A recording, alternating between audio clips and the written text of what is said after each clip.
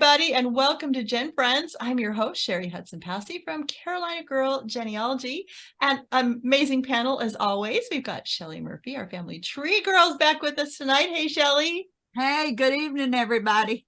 So glad your schedule allowed you to be here. We've missed you. I'm so happy I missed you guys for a couple of weeks. And we've got Laura Hedgecock from Treasure Chest of Memories. Hey, Laura. Hi, everyone.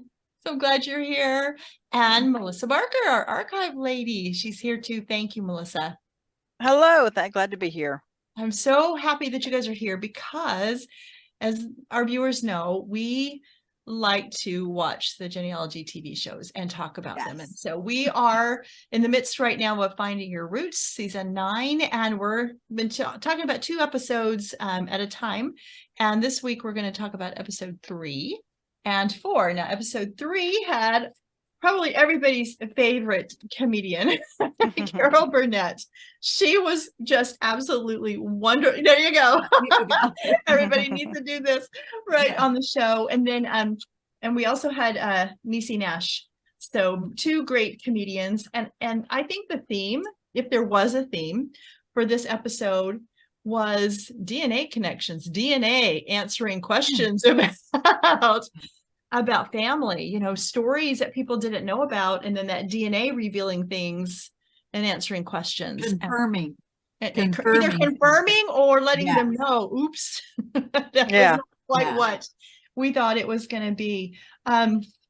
I was thinking about the records that were used with Carole Burnette. They actually found divorce records. Now, we all know her grandma, right? Her Nana, her person that she always But you know what? I never knew why she tugged at her ear. I had known that story. I had already known that. I thought it was a dog. I had heard the story, but mixed it up in my brain. I thought it was a child that she was saying goodnight to. No, it was her Nana. Boy, did she learn some interesting things about her. But she wasn't surprised by them. Right. A lot. That's right. Yeah, not at all. Because knowing her called Nanny, I think she called her, but Nanny, that's right. I think she wasn't surprised because she knew her and how she was. Yeah. But one of the things, I know we've mentioned this over and over and over, so it doesn't probably hurt to say it again. But a lot of genealogists, what they do is when they're researching especially their parents and their grandparents, you know, people that they've known as old people. Sorry, there are old people out there. I think watch out, you're hitting close. They tend to She'll assume catch up. that, that's okay. Oh, I will. They tend to assume that they were old and they didn't do anything. Oh, yeah. You know, and so they don't delve into the early parts of their lives when they did do a lot of things. They lived whole lives before they became grandparents. Absolutely. And so I think as genealogists, we tend to overlook that. And I also think that we tend to think that if our ancestor was a dirt farmer, or they were just a housewife, or they were this, or they were that there would be no records and they didn't really do anything. Yeah. Look at Carole Burnett's grandmother. Yeah. I mean, all we really know from Carole Burnette is she kind of raised Carole Burnette. Yeah.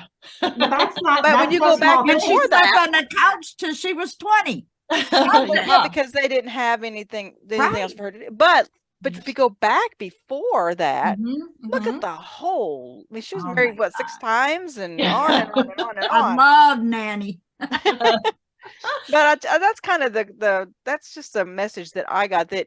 You know, I try to teach genealogists all the time because I think we are so busy looking for that information and trying to see how far back we can go and how many names we can get. Yes. But we're missing all the stories of those people. And so we should. I agree. But I also think when it's people we knew, we're even worse with putting them in the grandma box.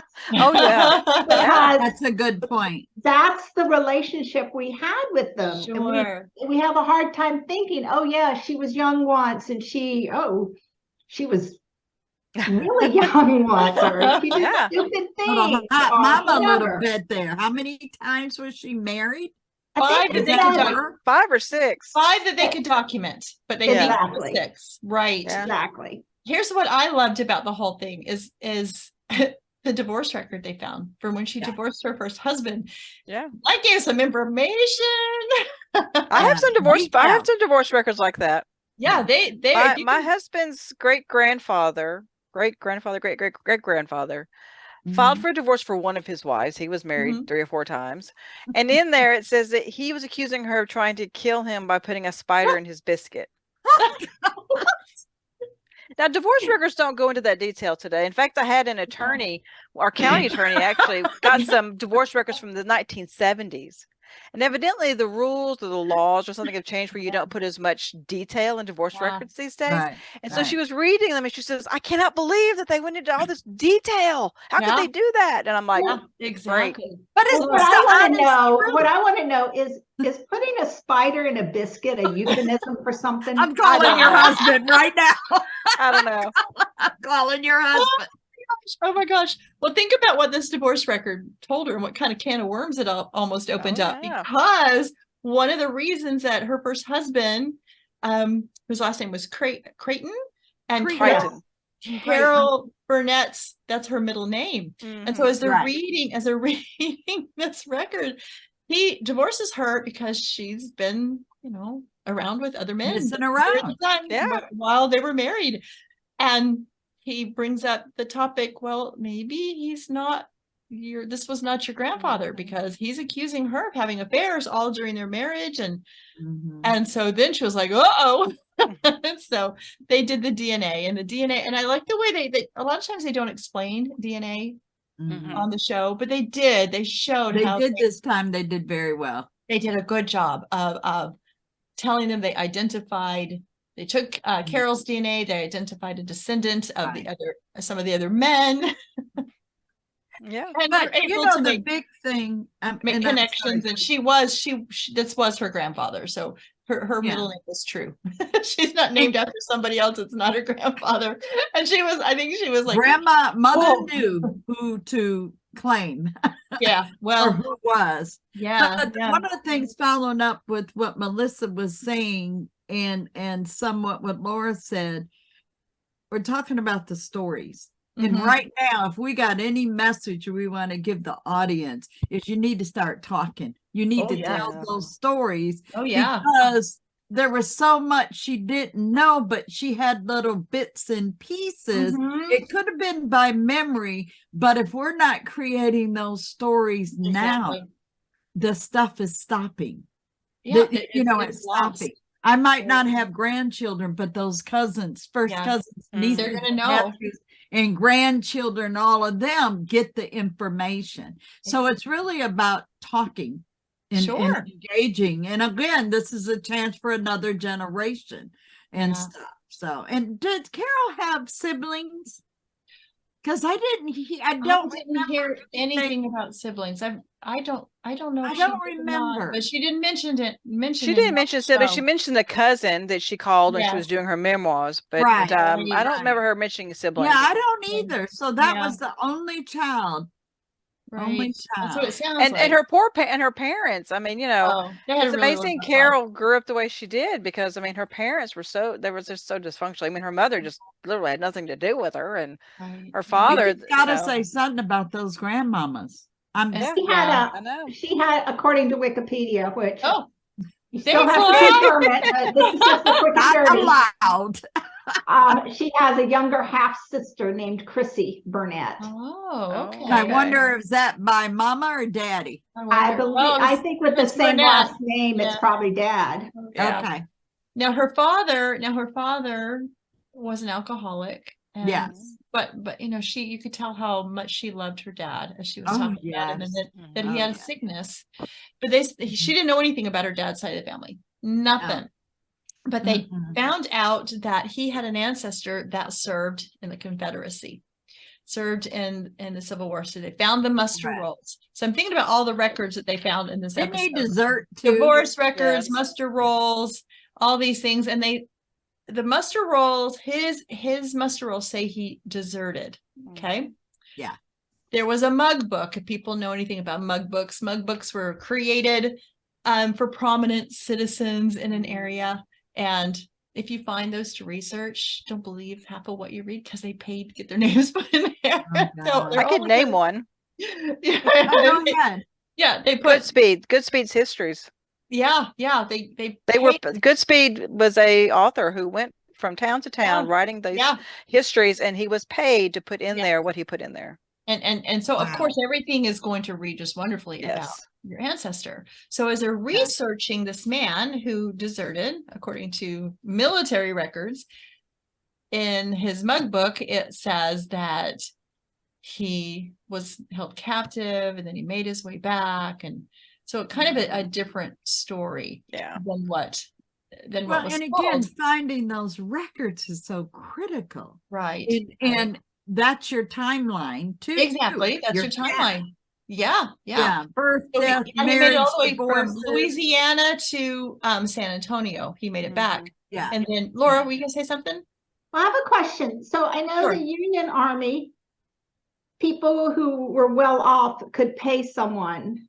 So could So Confederates. could Confederates. Okay, so that was for Substitute. Confederates. Yeah, exactly. So the deserter, so those people were not included in the deserter count. The deserter They're not people. deserters. Oh No. no. Oh no. Okay. I have Union and Confederate ancestors that both of them deserted.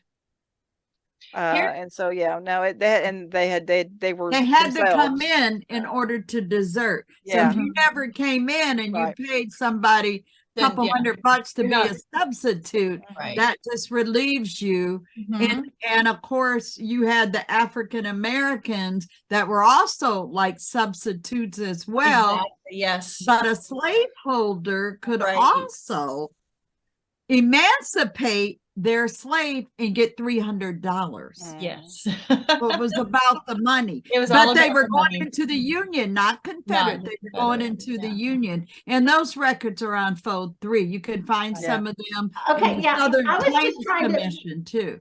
I was just trying to put together the context of, they said a third of Texas Confederate soldiers deserted. And then apparently there was somewhere where you gave your reason for deserting, which that didn't make sense to me. It just seems like you would just disappear.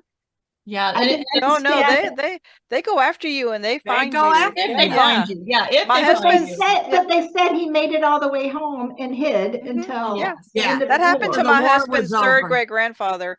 He made it home and then he was captured later on that year. But yeah, and then his other great grandfather was with the Union. He deserted with his two sons on the same day, which I Oh, just wow. trying to figure that one out. Yeah. And they were brought up and court-martialed.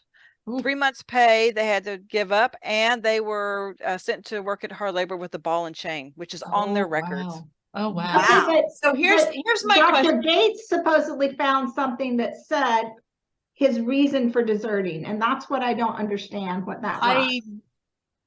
I don't think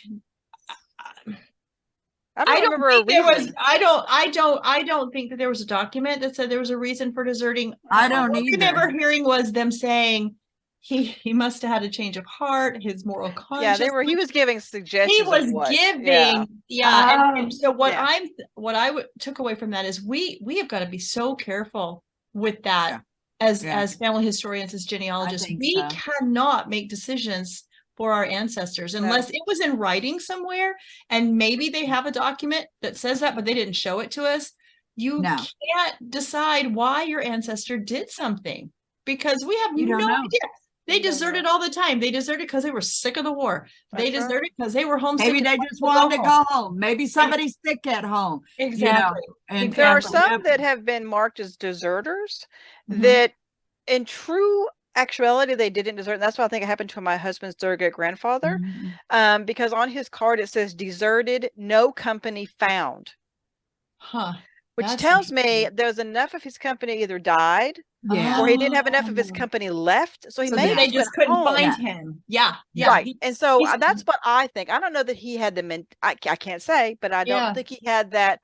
I don't know that he decided to desert. You know what I mean? Right. Yeah. And I wanted to say one thing about, and we've seen this a couple of times, more than once, I think, too.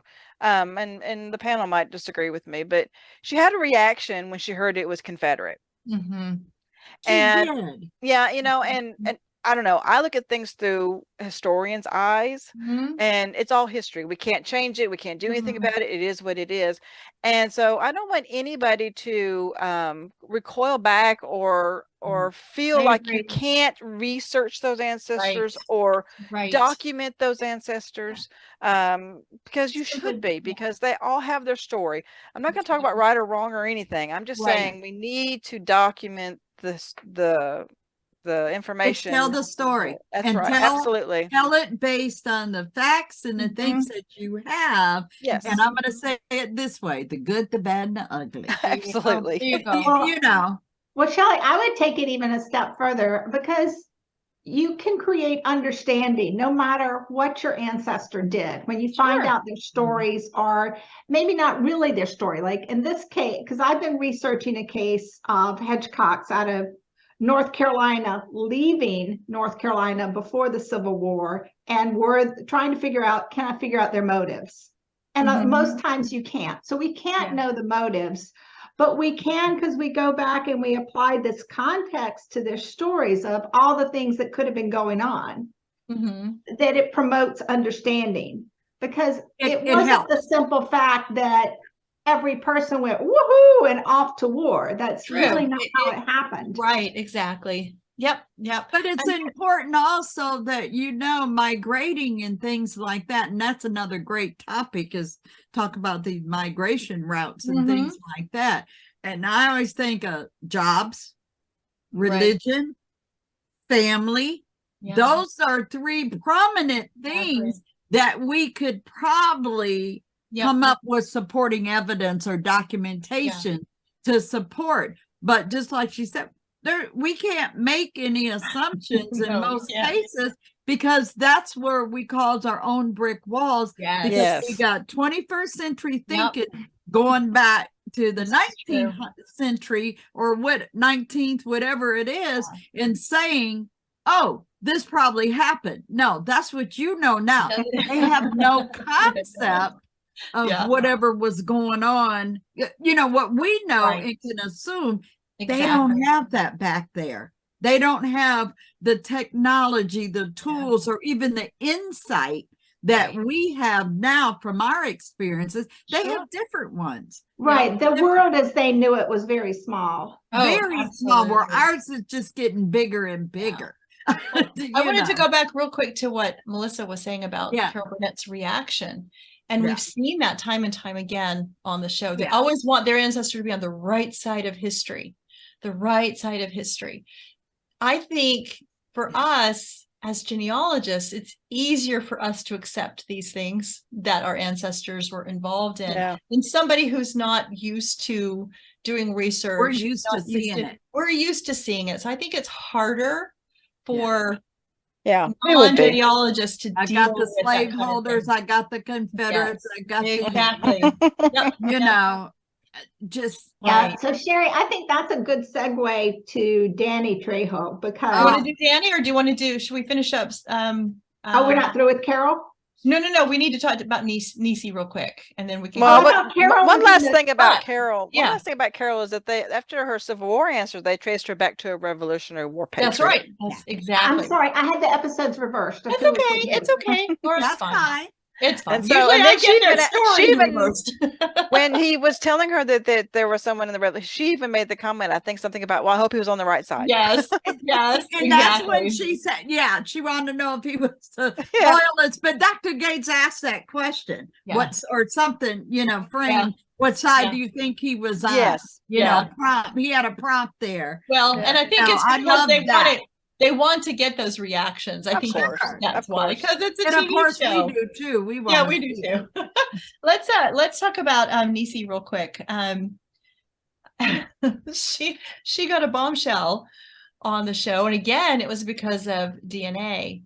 And it turned out I liked her reactions, and this is what I love doing the stuff for UVA, because if they didn't know, and now they're getting a reuniting or reconnecting, or wait a minute, that's what who is that, and having to walk through a line that's where I feel I do best, is sharing that information once I find it. And you know what? This is how it looks, and look at, we got this to document it. You know, and that, to me, that reuniting and trying to find who they are, it's a challenge. But when we have our little successes, they're so good. And that's anybody, you know, not just finding slave labor. It's just like, you know what, let me introduce you to your fourth great grandfather or grandparent. I love that. Yeah. Well, they discovered when they of course they take all the DNA, you know, from the guest. Yeah, and they discovered during doing the research that her grandfather was not her biological grandfather. And so her dad happens to be a twin. So her father and her father's twin are not biologically. Laura just popped out. She'll be back. Well, I found it. She's such a magical lady. That's right. She'll be back. I found it very interesting that we got to see a little bit of the behind the scenes of how they work these things, and how the fact that he said that Dr. Gates said that he called her first. Yeah, to give like her he this did information. with a couple other people too. You know, because that would be kind of earth shattering, I think. It would. And did you see there's a little snippet, just a little picture of CeCe Moore working on that DNA? Yes. Yeah. that was and great. he commented something on that. But again, just like all the way back to Julia Robertson, I know I wasn't there that night, but I found that same type thing because the DNA. I'm not a Murphy. Yeah, exactly. My great grandfather's not a Murphy. You had the same, and again, it's DNA. Right. And so they discovered through testing other people, just the way they did Carole Burnett's, to see, you know, what her real last name, her middle name should have been. They did the same thing. They did the DNA. They found matching people. Somebody who had been her would have been the second cousin, went up the trees, found who would be the biological grandfather's brother. And that's how they found him that way. And they also, of course, just because the DNA looks to match, you also have to figure out, were they in the same place? There's Laura, the same place at the same time. At the right time. At the right time, because the baby daddy's got to be where the mama is. That's right. And again, they've got to come together. Yeah. Exactly. Another comment about Neicy was the slave schedules, and we chatted a little bit about that. Why don't you talk about that? So finally, we got a good reaction and good explanation, because folks can't always assume that if I find a 40-year-old woman, and I'm speaking to folks that had, African Americans, there's a 40-year-old female on that slave schedule, either 1850 or 1860, and the assumed slaveholder, that's your ancestor. Right. And so there has to be, or should be, you finding additional supporting evidence to help support that. Now, it's different if there's one female there and there's other folks that they can track out or whatever, because they jump forward or they jump back and there's other records or whatever, bill of sale, inventory, whatever it is, renting out. But you can't just say, and that show had a tradition of saying that quite a bit. So this time, I think he did good. So kudos to Skip Gates for doing that, to explain that, to showing that other document. And it was the record of the slave holder. Correct. Slaver, because that's where you've got to go to look for these records. And they were able to show that, yes, he had a slave by that name. And it could be a lawsuit or a chancery case. Anything. Some other supporting evidence. You just never know. Just my thing to the public is, just don't assume that because you got somebody about that age, that's on one of those schedules, that it's there. Just call. Melissa, call me, Laura. We'll help you work that out. There was another assumption made in that episode. Yeah. There was another assumption, because Grandpa wasn't Grandpa. Right. When they figured out who Grandpa really was, they were showing her on the map. They lived really close together. So either she was going over there or he was coming over here.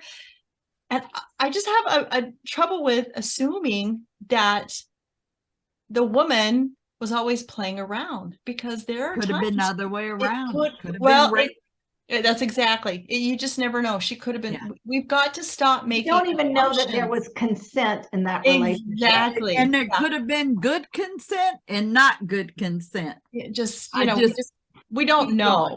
And so, Right. yeah, exactly. And so we just know this is what happened. She had those children. The other man was the father, but we don't know the circumstances. And yeah, it makes for a compelling story. She was Mine out, are in the neighboring counties on the Murphy side and the Brimers. That was a neighboring county. And so how I'm going to tell that is there could be two options here. There We you don't go. know. We don't know. All we know is that my don't know. grandfather was the, So again, the that's right. All we outcome. know is there's a different grandfather. And so it's just, we Yes. need to be careful when we're telling our stories to not to assume, unless we found a diary, a letter, something where they actually, in their own words, or somebody who's a witness that was there at the time can say that something happened. We have got to be so careful as we write our family stories. I agree. And not always make the woman a villain. So, right? Laura, did you have something to say about that? I wasn't No, sure. I'm with you on that. Oh, okay. I'm absolutely with you on that. That Okay. we jump, and it's because we have a narrative that we want to fill out in our head. Yes. And we don't leave ourselves open to all the possible narratives because we want that sense. Yep. Oh, she's going again. She's I will say the new Hulu on Hulu, the special with Hannah Nicole Jones, and we're talking about women. The 1619 Project. It's a series that just started. First two episodes are airing right now. And I want to say she goes right in and addresses about the women, just like what we're talking about. And she starts with the 1619 and then the disparities and this, that, and other, and those assumptions. And I sat back and I thought about it and I said, you know what? She is so right. You know, the magic woman in red. Magic woman. Laura, you wanted to talk about Danny. So why don't you do that right now? What I loved about him was he was like the anti-sensationalism. Yeah. He basically came without any kind of and I wouldn't have known his name before. He's really often, he plays the kind of rough guy, the bad guy. He's a little typecast after being in prison for so long. Right, but he just basically said, look, I could have been it died worse, or I could have gone to prison. Those were my options growing up. And he didn't inflate it. He didn't pitiful. He was just, these are the facts. And it was pretty interesting to watch him with Dr. Gates, who has all these degrees and, everything. And they were just really relating about, that's the way it was. Yeah. And so I really love that part about him, and the fact that he got his big break because he was an extra, and they said, that was do you think cool. you could play a criminal? He was playing himself. Been practicing all my life. Yeah. So I really love that about him. I love that about his story. But then the other thing that really, really resonated with me is I know a couple of different people who have had dysfunctional family situations, and therefore they are not interested in family history. Because it's, they said, what I know is bad enough. I don't need to dig. Right.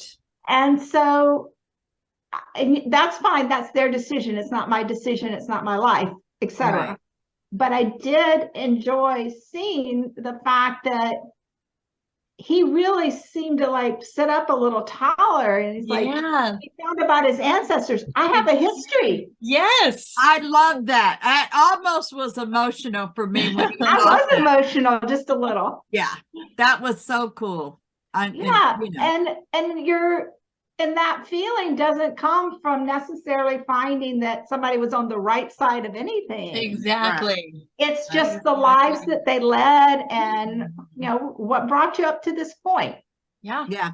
And so I I hope people watch the episode. I don't want to give all the spoilers, but I thought it was a really good example, because most of the time celebrities, it's a different type of person. So I just loved his honesty and unpretentiousness.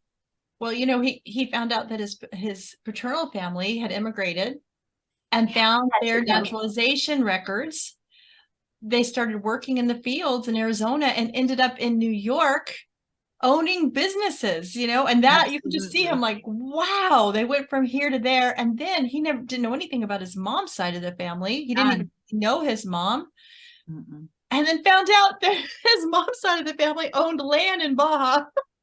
He's like, and he had been there and had no idea. Well, and then did he not look the spitting image of his grandfather? Yeah. Those cheekbones. Oh my gosh. So you're right, Laura. He and the end too. He said, if I'd only known these things growing up, it would have made a difference in my life. That goes to that point that Shelley made about talking. Yeah. Because remember Carole Burnette, didn't she make a comment that it could have went either way for her? Well, she made the comment that she didn't care.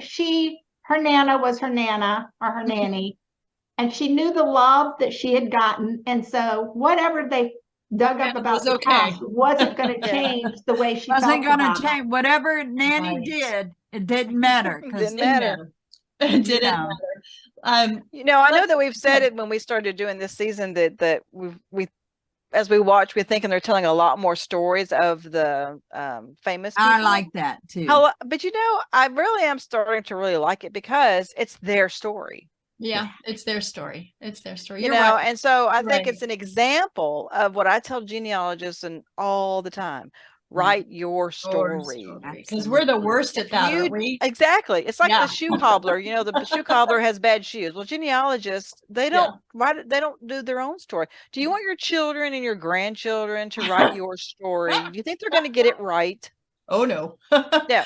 It's interesting you're saying that, because that was Alelia, and if you don't know who she is, I'll tell you. Alelia Bundle's message on Saturday in Charlottesville. She came in and did a talk. She's the third great granddaughter of Madam C.J. Walker, first self-made millionaire female in the United States. And she was talking about growing up, but her whole theme was the stories that came down the line. The whole thing that she knew growing up, because Octavia Spencer, the self-made, they had the Netflix series on about Madam C.J. Walker and all of that stuff, and she talked about that. They can look on Facebook and see it, but it was interesting about her making that emphasis, all this glamorous stuff about this ancestor, right? And all these things she supported and all of this stuff.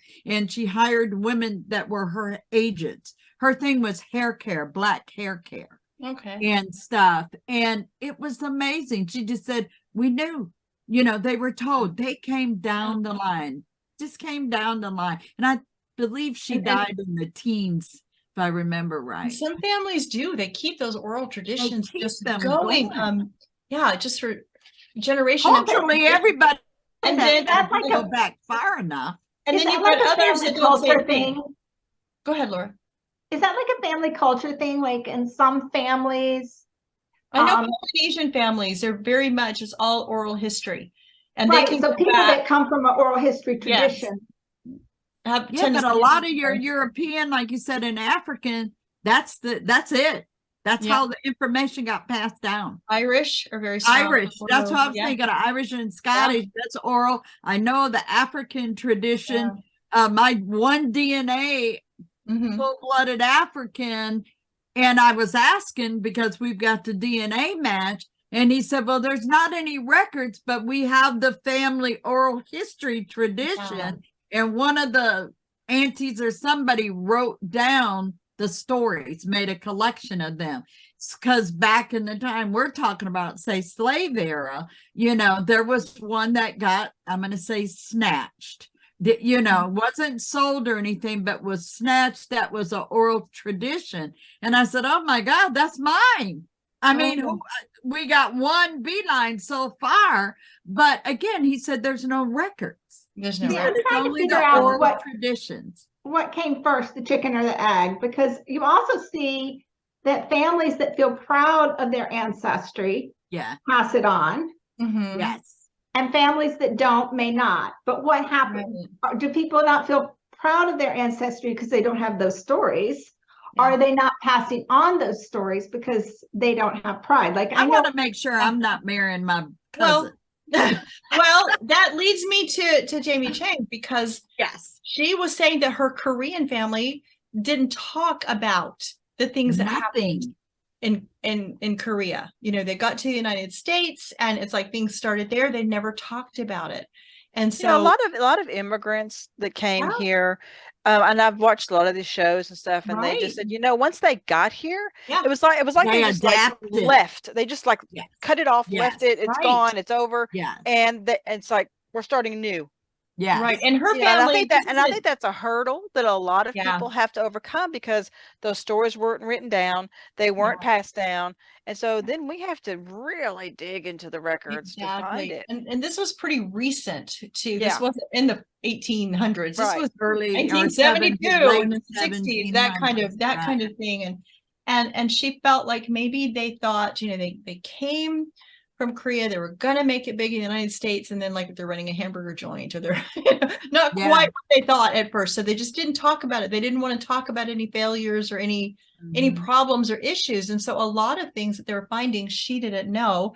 And I know Melissa had mentioned to us earlier that it's fascinating, the Korean, the Chinese, their genealogies that go back so far, written on those scrolls. Yeah, this country does not have it. I mean, we don't have that.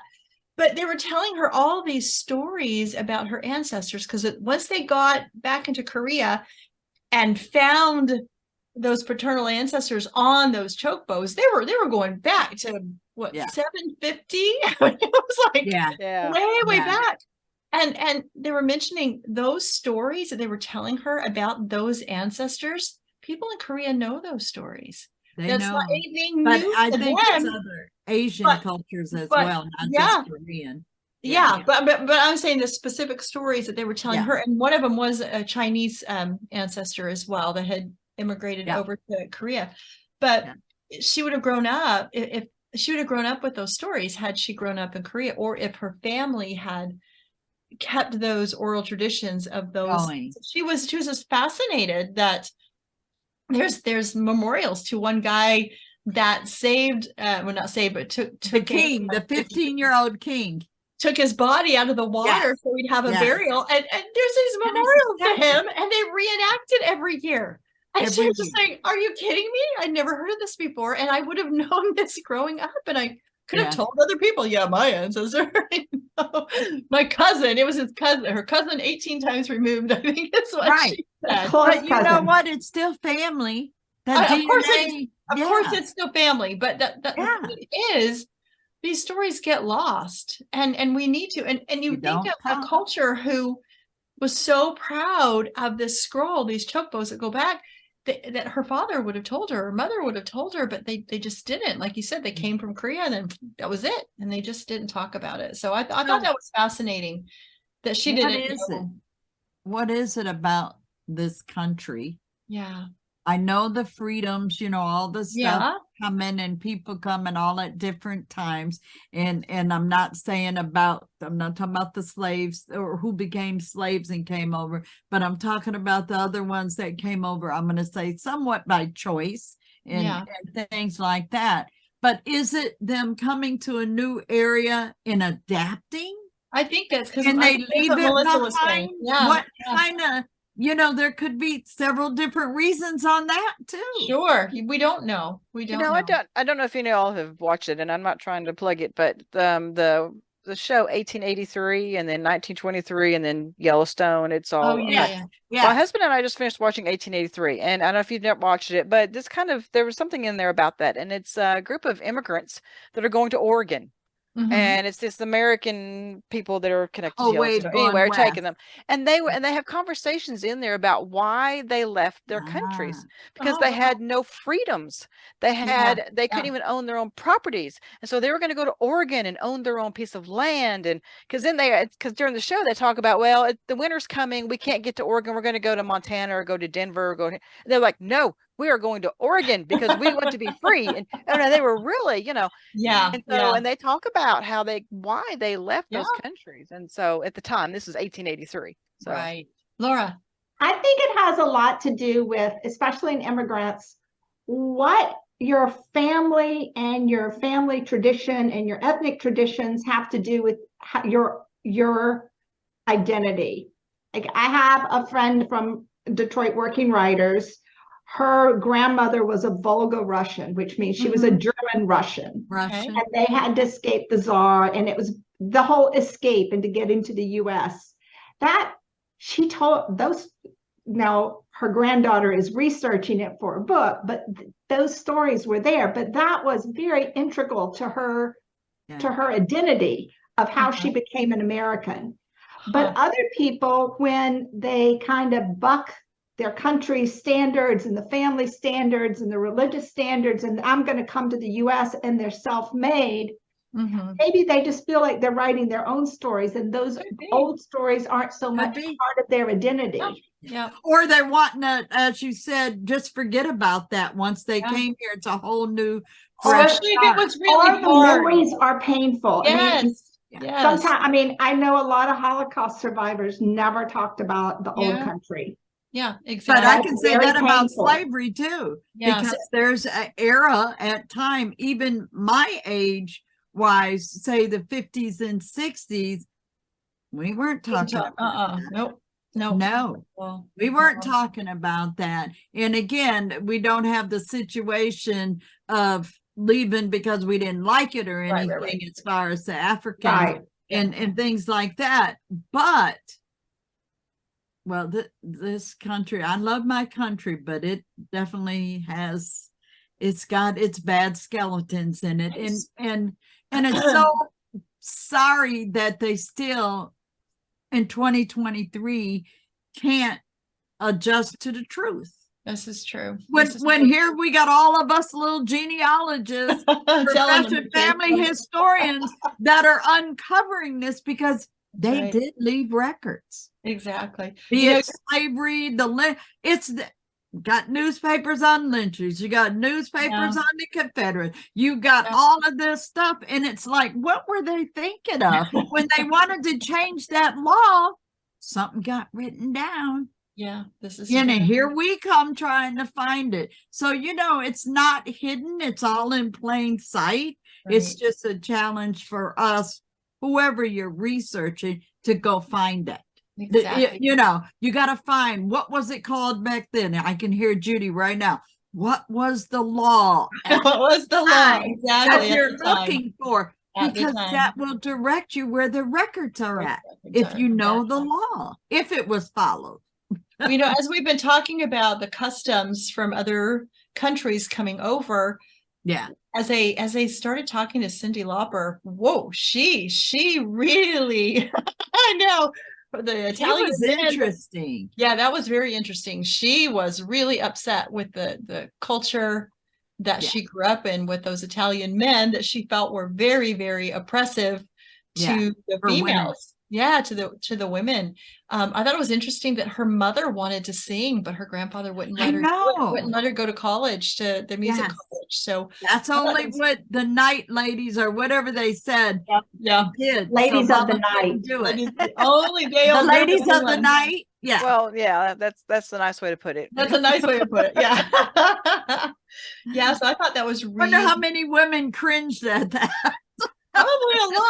Probably a lot, but I just thought that was just really interesting that she had that. Those stories got to be told. The stories have got to be told. They did go back to Sicily, and she was, for her, because her ancestry is from Sicily, and she said, well, that's where it started. All these men over there, they just oppressed the women, and so they found that she had one ancestor that actually worked for the government in some high places, and he Yeah. And so she thought that was really interesting, but I don't think she really was very supportive of that guy. She kept saying, was yeah, still he probably hung up controlled. about the He was still hung treatment. up on the treatment of the women. Yeah. And so we don't know where else that conversation was going, but I thought that was really interesting. Now, what she really liked was they found her aunt, her great aunt, had come over from Sicily, and she paved the way for, by herself. She paved the way, and this family story is that she was running away from a man that she didn't want to marry. Didn't want to marry. So on a bicycle. all in that scenario that she had been talking about, right? But you heard Melissa? On a bicycle. I just thought it was really funny. But so that fit that whole scenario. But because of that great aunt that came over, other family members started immigrating. And so she said, and that's a trend. She wouldn't be here if it wasn't for that aunt. Yeah. There was a lot of immigration and how it affected family in this season 4, episode 4. I thought there was a lot of that kind of how the immigration of each of the families helped. And then they went to Switzerland for her Lauper family, which I thought was very interesting. You know, I hadn't even thought about what Lauper, you know. I thought I wouldn't have put Italian on her family either. I wouldn't have either. Yeah. So I don't know, but she seemed to really be interested in her Lauper side, her paternal side, and because I guess, and I can't remember what year it was. I didn't write it down, and I should have written it down. But she had an ancestor named Kristen Lauper, and he was actually part of a group of rebels that was trying to fight for people's rights. And he was a good man. And he was a good man. He was a good man, right? I like the fact that, I don't know if they did this on purpose, but I like the fact that they did bring forward a male who was doing a good thing. And Maybe so. And I don't know if she went into her initial interview that way, saying, you know, her Italian men in her family, or if there was just stories, and it could be how she grew up and how she saw the women in her family being treated, and that's kind of what she listened to, and what and how things happened there. So I thought that was really interesting, and I was happy for her that and she and I can never think of the guy, the guy that was in with Cyndi and Jamie and Danny Trejo. Danny Trejo. If you remember, he said that his family suffered from machismo, as he called it. Yes. You remember he said that, and so I thought that was interesting that they put those together too, because of Cyndi Lauper's description of the male Italians in her family, and then him discussing the Latino males in his family. That's very interesting. Yeah, and that it didn't leave them a great place. No. No. So and that goes to, that goes to the point. Scenario. That goes to the point though too. We talk a lot about things being passed down in the family, whether that's from person to person, ethnic group to ethnic group, group family members, you know, whatever. It happens. And I think that's something that we don't necessarily document as much. True. Unless we find some kind of journal that shows actions and those kind of things. We don't know unless we just hear family stories about it. Start with the house repository first. The house repository. I love that. Start with the house repository. I mean, my grandmother, whenever she'd lose her temper, then she'd say, "Oh, I'm sorry, that's Scotch Irish." And I have not found that part of her. Now, she also said that I knew French Canadian because she told me that all the true French people left France and went to Canada. So if I went only by my grandmother's stories. That's true. We've got to be so careful with the stories too. We've got to document the stories, because I know, talking about building your own brick wall is believing those family stories. And it's a telephone game. It's a telephone game, guys. It goes down the generations and they switch. There might be a little bit of truth in them, but for the most part, by the time they can get to us, they're so changed. I thought my grandpa was a World War I hero, like a commander. It turns out he was a private, etc. And Right. the thing I was remembering was he was made commander of his local Danville, Virginia Veterans Association kind of thing. And his picture was in the paper and everything. But my little mind, Exactly. Grandpa's a commander. Exactly. My grandmother told me that her grandfather rang the bell in their little town when the Civil War was over. I have looked pretty kind of it. You would think that if they had some kind of celebration, right? No newspaper. Nothing. I wonder that might be in somebody's diary. Yeah, maybe, but it's not extant. So anyway, that was really funny. Pick that story and see what happens out in that community. Oh, I have. Oh, okay. And they're like, we've never heard of anything like that. So who knows? Somebody rang that bell. Nobody rang the bell, but it might not have been Civil War. That Could have Patty been World LaBelle? War I. Could have been World War that? II. Whose song is that? Ring my bell. Ring my bell. Yeah, all right. You know it's time. You know it's time to wrap up. It's time to go. Oh gosh! We start singing. It's time to go. It is time to go. Well, there were some great documents that they talked about on the show. They showed a little bit more than they have in other episodes, which I liked. I still would like to see more, but I know that it's about entertainment and not our entertainment. Yeah, in the documents, right?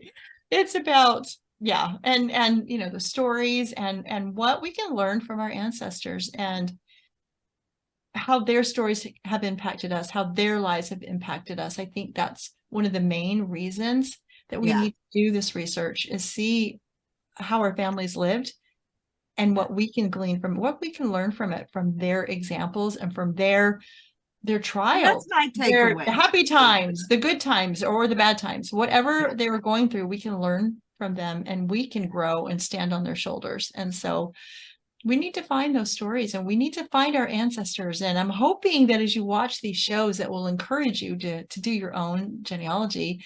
Or go ask grandma. Or go ask grandma, but be careful because sometimes grandma doesn't know. Grandmas do lie. Grandmas do lie. Laura's found that out. Yeah. Anyway, that's for another day. Grandmas do lie. Maybe we need to do it. We should do a show just on We should just do one and just have all the lies our grandparents told us. and not necessarily the lies, but what they passed down. Exactly. But remember, it could have came as a child. Exactly. That they're trying to remember and interpret. Exactly. That was my grandmother's problem. Well, with that, everybody, thank you so much. This has been so fun talking about these 2 episodes. I appreciate you being here. And we would love to hear your comments. What did you learn from watching these 2 episodes? Did it help you think about some other records that you could look at or think about your ancestors in a different way? We'd love to hear from you. We'll see you next time on GenFriends. Bye, everybody. And like and subscribe.